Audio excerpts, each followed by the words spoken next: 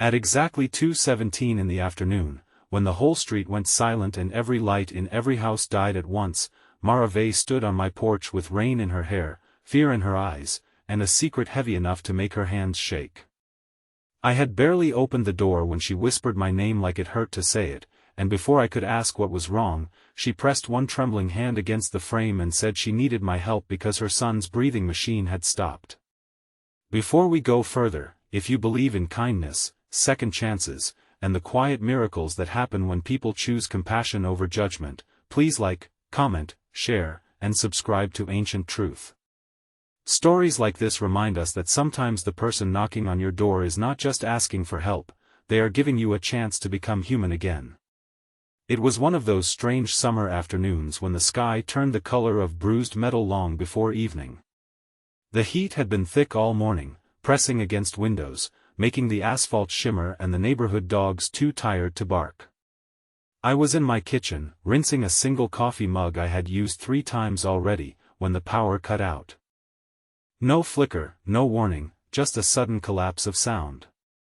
The refrigerator stopped humming, the ceiling fan slowed to a lazy turn, and my small house became so still that I could hear rain beginning to tap the gutters. I remember standing there in that silence, annoyed at first, because annoyance had become easier for me than feeling anything deeper. My name is Ron Bellamy, and at that time I had spent nearly 2 years becoming the kind of man people waved to but never visited. I had moved to Briar Lane after my wife passed, hoping a smaller town and a quieter street would make grief less loud. It did not. Grief followed me into every room. It sat across from me at breakfast. It lay beside me at night. It made me leave groceries in the trunk until morning and forget birthdays and stop answering calls from friends who eventually stopped calling. I fixed things around the house because broken hinges and loose pipes made more sense than a broken heart. Things with screws could be tightened. Things with wires could be repaired. People were harder. Across the street lived Marave, a woman in her early 30s with a careful smile and eyes that always seemed to be guarding something. She had moved in the previous winter with her little boy, Soren, who was 7, small for his age, and always wearing superhero socks even in sandals. I had seen them often but spoken to them rarely. Mara kept to herself, leaving early for work and coming back tired, while Soren sometimes sat near the window with a book propped against his knees. Once, I saw him wave at me through the glass with such open joy that I lifted my hand before I could stop myself. After that, whenever he saw me, he waved like we were old friends. I usually nodded and went inside. When the knock came that afternoon, it was not polite. It was desperate. 3 hard strikes, then a pause, then 2 more. I opened the door expecting a delivery driver or someone asking about the outage, but Mara stood there soaked from the sudden rain, her face pale and stripped of pride. Behind her, the street looked unreal, all gray sheets of water and dark houses. She said my name again and asked if I had a generator. I did. It was old, kept in the shed, something I had bought years earlier when my wife was sick and we could not risk losing power during storms. I had not used it since she died. Mara tried to explain quickly, but panic kept breaking her sentences apart. Soren had a condition, she said. His breathing machine was not always needed, but when his lungs tightened, it helped him through the worst of it. The outage had come just as the storm trapped them inside, and the backup battery was already failing because she had forgotten to charge it after a long night in the hospital 2 days earlier. She hated herself for that. I could see it. Every word she spoke carried blame. She was not just afraid the machine would stop. She was afraid she had already failed her child. For a moment, I froze. Not because I did not want to help, but because the sound of medical equipment, the smell of rain, and the word breathing pulled me backward into a hospital room where my wife had taken shallow breaths beneath white sheets. I saw her hand in mine. I heard the monitor. I felt again the helplessness of loving someone with every part of you and still being unable to keep them. Mara must have seen something change in my face, because her eyes lowered as if she had asked too much. She started to apologize and said she should try another house. That was what woke me. The idea of her walking away. The idea of a frightened boy across the street waiting for air while I stood with a generator in my shed and ghosts in my chest. I stepped out into the rain and told her to go back to Soren. I would bring the generator. The shed door had swollen from the humidity, and for one maddening minute it would not open. Rain ran down my neck. My fingers slipped on the latch. I cursed at the wood, at the storm, at myself, at every year I had let that machine gather dust while I gathered bitterness. When the door finally gave, the smell of old gasoline and rust rushed out. The generator sat under a tarp like a memory I had tried to bury. I dragged it into the yard, checked the fuel, primed the engine, and pulled the cord. Nothing. I pulled again. Nothing. Across the street, Mara's front door stood open. Through the rain I could see a small shape on the couch, and that sight put strength into my arms that I did not know I still had. On the fifth pull, the engine coughed. On the sixth, it roared. I ran an extension cord through the rain, Mara holding it above the puddles with both hands as if it were a lifeline, because it was. Inside her house, the air smelled of peppermint ointment and damp towels. Soren lay on the couch with a blanket over his legs, his face flushed, his chest moving too fast. He tried to smile when he saw me, and somehow that nearly broke me more than his illness. Mara plugged in the machine, adjusted the mask, and whispered encouragement against his hair. Slowly, the harsh rhythm of his breathing eased. Not all at once, not like magic, but enough that the terror in the room loosened its grip. I should have left then. I should have said the generator would hold for a few hours, told her to call if she needed anything, and gone home to my silence. But Mara asked if I could stay just until Soren settled, and I heard myself say yes. I sat in a chair near the window while rain blurred the street outside. The power outage had changed the neighborhood into something older and softer. No televisions, no air conditioners, no buzzing lights. Just rain, thunder, and human breath. Soren watched me through sleepy eyes and asked if I was the man who fixed broken things. Mara tried to hush him, embarrassed, but I told him I used to be. He asked if I could fix storms. I said no one could fix storms, but sometimes people could help each other wait them out. He seemed satisfied with that and closed his eyes. After a while, Mara brought me tea made on a small camping stove. Her hands were steadier now, but her face still carried the exhaustion of someone who had been brave too long. She thanked me once, then again, then stopped because her voice gave way. I told her she did not need to thank me. She looked toward Soren, then back at me, and said there was something I should know. I thought she meant his illness. I thought she was going to explain medical terms or hospital bills or why she had not told the neighbors. Instead, she said she had not knocked on my door first because of the generator. She had knocked on my door first because of my wife. I did not speak. Mara folded her hands around the tea mug and stared into it like the truth was sitting at the bottom. She told me that before my wife died, before I moved behind closed curtains and stopped attending block gatherings, Mara had met her only once. It had been at the pharmacy 2 towns over, months before Mara moved to Briar Lane.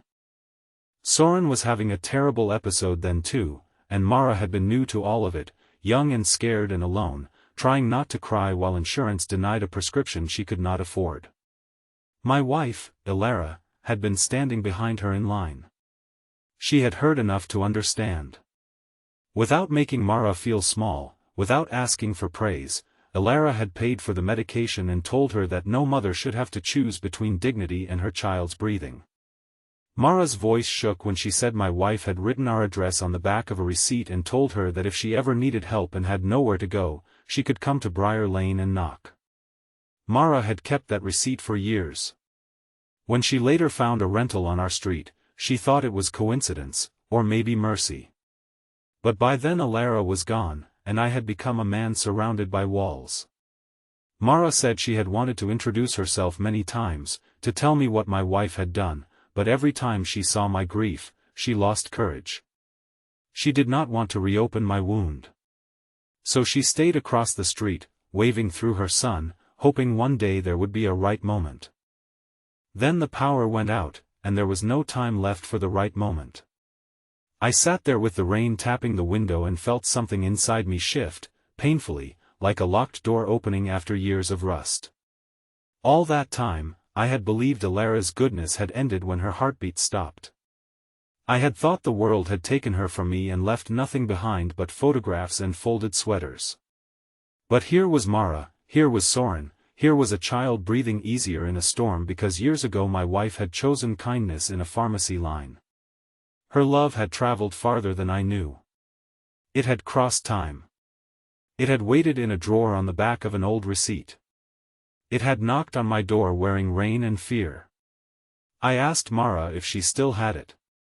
She nodded, went to a small tin box on the bookshelf, and brought me the receipt. The paper was faded, the ink smudged, but Alara's handwriting was there. Our address. Beneath it, one sentence, "You are not alone." I held that receipt like it was a letter from the dead. The storm continued for hours. Outside, neighbors began stepping onto porches, confused and restless. Someone shouted about a fallen transformer. Someone else said the repair crews were delayed because of flooded roads. For the first time in 2 years, I did not hide when people looked my way. I went outside and checked the generator. Mr. Oswin from the corner brought extra fuel. A teenager named Kovic helped tape cords safely along the floor. A woman from 3 houses down brought soup and candles. Slowly, Mara's little living room filled not with noise, but with care.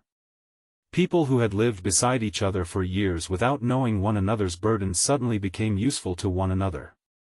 As daylight faded into a dim silver evening, Soren woke enough to ask why there were so many people in his house. Mara smiled through tears and told him the neighborhood had turned into a superhero team. He looked at me and asked what my power was. I almost said fixing machines, but that was not true anymore. My real power, the one I had forgotten, was staying. So I told him my power was keeping watch. He nodded solemnly, as if that was the finest power a person could have. When the electricity finally returned after sunset, the house brightened with a sudden golden hum. Everyone cheered softly so they would not startle Soren. The breathing machine continued its steady rhythm, now plugged safely into the wall. Mara stood in the doorway with one hand over her mouth, overwhelmed by relief. I looked around at all those faces in the warm light and realized grief had lied to me. It had told me I was alone because I had lost the person who knew me best. But sometimes loneliness is not the absence of people. Sometimes it is the wall we build because we are terrified that loving again, even as a neighbor, even as a friend, will give life another chance to hurt us. In the weeks that followed, things changed slowly, the way real healing does. I fixed Mara's porch rail. Mr. Oswin organized a neighborhood emergency list. Kovic learned how to maintain the generator. Someone donated a proper backup battery for Soren's machine, and someone else arranged rides for hospital appointments when Mara's old car refused to start.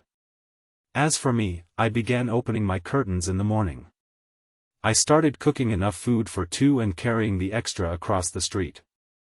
Sometimes Mara and I sat on her porch while Soren chased Bubbles in the yard, laughing so hard he had to stop and catch his breath, but now we were all watching, ready without making him feel fragile. One afternoon, under a clear blue sky that looked nothing like the storm, Mara handed me a small frame. Inside it was the receipt with Alara's words preserved carefully beneath glass. I could not speak for a long time. Mara said she thought I should have it, but I told her no. It belonged where it had done the most good. So we hung it in her hallway near the front door, where anyone leaving the house could see it. You are not alone. If this story touched your heart, please take a moment to like this video, share it with someone who needs hope, leave a comment, and subscribe to Ancient Truth. Your support helps stories of kindness, healing, and second chances reach people who may be quietly waiting for a reminder that goodness still exists. Special request, comment, you are not alone, if you believe one act of kindness can echo for years. A year later, on the anniversary of that outage, Briar Lane held a daytime block gathering. There were folding tables, lemonade pitchers, children drawing chalk suns on the pavement, and neighbors laughing under canopies. Soren wore a cape made from an old blue curtain and announced that every house needed a hero plan. I watched him run from porch to porch with a clipboard, serious as a commander, and I felt Alara beside me in the warmth of the afternoon. Not as a ghost. Not as an ache. As a presence woven into the living. Mara came to stand beside me and asked if I ever wished she had told me sooner. I looked at the street, at the people, at the boy with superhero socks, at the house I no longer hated returning to. I told her that maybe she came exactly when she was meant to. Maybe some doors only open during storms. Maybe some hearts need the lights to go out before they remember how to shine. And that is why, whenever the sky darkens now and the wind begins to rise, I no longer fear the silence that follows a power outage. I listen for footsteps. I look toward the porch. Because sometimes the knock that interrupts your loneliness is not an inconvenience. Sometimes it is the sound of grace arriving, carrying a faded receipt, a frightened child, and a message from someone you thought you had lost forever. You are not alone.